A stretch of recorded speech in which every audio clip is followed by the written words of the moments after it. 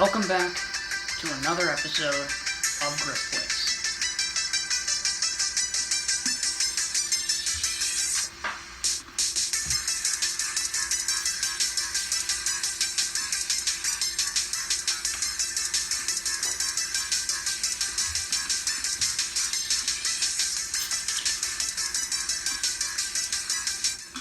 Hello everyone, let's talk about what I've watched recently that I can recommend. Number one on here is Bloodline. This is a horror crime thriller that is currently on Hulu, starring Sean William Scott, aka Stifler, who you might know him as. I'm not sure why the hate for this movie, or why the low rating. I liked it quite a bit. You know, Sean William Scott in a serious role. I thought he did well. There was some practical bloody kills, likable villains / anti-heroes. So yeah, I really liked it, and I would recommend checking it out. Handyman. This is the 2021 reboot / sequel. It is a direct sequel to the original Candyman. I thought it was pretty good. It was interesting new take on it. I really liked how they linked it to the original. There were some things I didn't like about it, but I would say all in all, it's worth checking out. It's worth at least renting it. Spider-Man No Way Home. I got to get out to the theater once again and see this, and that's definitely the way to see it. It was so awesome being able to see it on a big screen. There's some really great cameos in it, some really nice surprises. I thought they did a really excellent job with it. Small engine repair. We rented this one the other night, kind of just on a whim. It was on my watch list though. Stars John Bernthal, as well as a few others. They all did an excellent job. It's kind of like it's unexpected, I will say that. And it was kind of marketed as like a crime thriller, which it is, but it's first and foremost a comedy. It's really like a portrait of the American working class. One of the main guys in it, he owns his own small business. And it was just a really good, heartfelt story. Original heartfelt story. Definitely check it out if you get a chance. And then The Unforgivable, which is on Netflix if you want to check that out, stars Sandra Bullock. She was excellent in it. I thought all the actors did a really good job, but especially her, she was a standout. Really good story. Highly recommend giving that a watch. Okay, movie news. Real quick, I forgot to say in the last video that The Last Duel, Ridley Scott's The Last Duel, and The Kingsman, which is third in the Kingsman trilogy, they both released in theaters, and since then, The Last Duel has been put onto HBO Max. Jordan Peele announced that he is working on his new film titled Nope, and that is due out sometime this year. The poster is all we have right now. Ari Aster is also working on his next film. It stars Joaquin Phoenix, and it's classified as a horror comedy.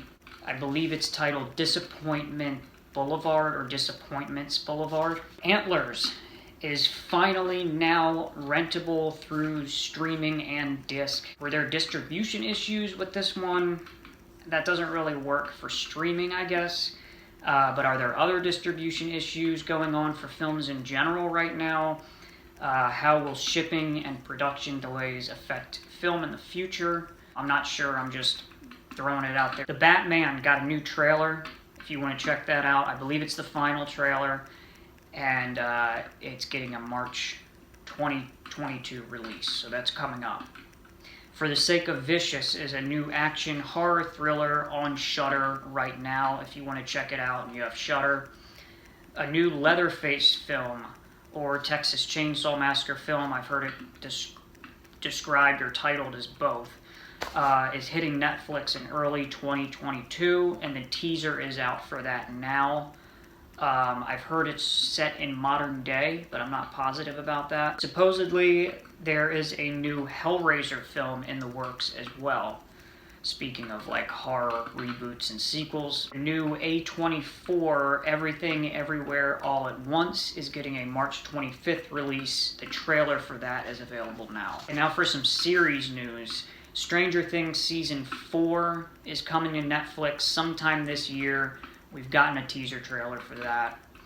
Wentworth, the 9th and final season, is also hitting Netflix sometime in 2022. Peaky Blinders is getting its 6th and final season coming to Netflix sometime this year as well. So 2 big series coming to an end. I mentioned in the last video some studios that are my favorites. I've been kind of following and watching, and I'll continue to follow this year. Once again, they are A24, Neon, and IFC Midnight if you want to check them out. I believe they all have their own websites and they list all their films there. Some of them even sell merch. If you ask me, they should be selling more merch, but now we're getting into my favorites and highest recommendations for the year 2021 in no particular order. Number 1 is Ghostbusters Afterlife. Number 2 is Spider-Man No Way Home. Those 2, if you weren't able to catch them in theaters, it's unfortunate, but I still highly recommend both of those. 3 is Zack Snyder's Justice League, aka Justice League, the director's cut. That was just phenomenal. Number 4 is The Suicide Squad. Such a good surprise hit. And now some honorable mention for the year 2021. Number 1 is the Fear Street trilogy as a whole.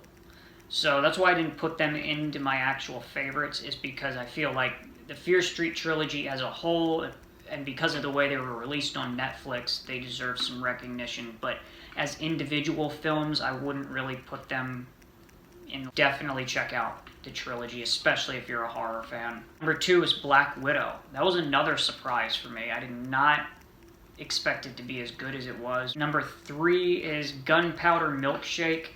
It was a really solid action comedy thriller.